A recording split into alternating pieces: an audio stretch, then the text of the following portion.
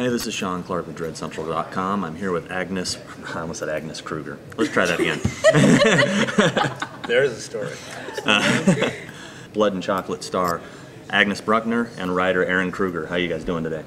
Doing good. Very well. Well, you've actually both done your fair share of genre work. What can you tell us about the film? It's part thriller, it's part love story, it's part horror movie. It deals with a secret society of werewolves that has existed for centuries, since the dawn of time, and it's about the journey of one of them, who's played by Agnes, and it's really about the struggle to reconcile one's animal nature with one's civilized nature, and it's a metaphor for a lot of conflicts beyond the supernatural men versus werewolves one. What's it like for you to play a role like this? Is it something exciting, challenging? It's very exciting, and it was challenging as far as having to do stunts and fighting and learning how to fake punch someone, wearing harnesses and flying around. It was very, very fun and very cool to play that in. And the contacts were awesome looking. Well, having not seen the film, do you get into some heavy prosthetic makeup for the role? No, they didn't go the whole prosthetic route, which was kind of nice, because I heard that could be kind of annoying. Is the transformation a little more CGI-ish, I guess, rather than your stereotypical werewolf film? Yes, yeah. We don't get hairy or grow fangs and have our jaws come out, and it's yes, it's all CGI. Now, are you a fan of the horror genre? I mean, you've done your fair share with Venom and The Woods, yeah. And now this. Yeah, huge fan. I love horror movies. I love watching a good horror movie and getting scared, and I love working on them. And every time I say that, like in the middle of shooting a horror movie, it starts getting bloody or something, and oh, that blood is awful. They really should invent something that's not as sticky. I mean, come on now, because that's like, it's so annoying. And how about yourself? You having written so many as well? Yeah, I love going to the movies and getting scared, getting thrilled. As long as at the core of it there are characters that you're invested in, and you're invested in their survival and their situation, and they seem recognizable and real to you, then horror movies work, and work well. There's been a lot of buzz on the internet, especially in regards to you writing The Talesman. There seemed to be a little bit of fan negative reaction to the Ain't It Cool News thing. They published some review of an earlier theatrical draft that you had done before it was turned into a miniseries.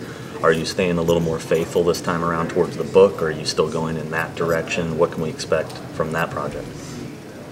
Are you saying at any point in time there was a negative reaction? Apparently there was a little bit of backlash. I heard this. I heard. That would be the first. Two or three people tops. Well, one of the issues with Talisman was it was an 800-page book that we were for a while trying to condense into a 2-hour movie, and just so a lot of the book had to go. Now that we have 6 hours, a lot of the book will be back in there, and so the real core fans of that novel will probably be happier, right, with the miniseries version. Give them the bird is what you're going to do. Say, hey, look at me now, right?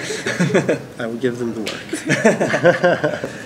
This is kind of a strange question for you, Agnes, but I've always wondered. The Woods hung around for a couple of years before anything happened, and there's that one photo of you that can become a kind of an iconic image with the axe slung over your shoulder. How does that make you feel before the movie was even released, to see it everywhere on the internet? I mean, because it's like, because of sites like MySpace, it seems to be like a popular avatar. Yeah, I was very kind of upset that movie, didn't come out and more people couldn't see it, because I'm a huge fan of Lucky McKee, and I thought the film just turned out really well, and for it to be postponed for so long. I think that was like the worst part, because it's like it's coming out, but not for a while. And then it was like, oh, it's coming out, and they're like, not for a while. And then finally, the whole straight to DVD thing. But no, but I thought it was cool. I don't really mind like pictures being thrown around everywhere. It kind of happens to everyone. It's really kind of weird. There's actually in MySpace somebody who has MySpace that has that picture that you're talking about as his picture. Very weird. And it's not even like it's not a site about.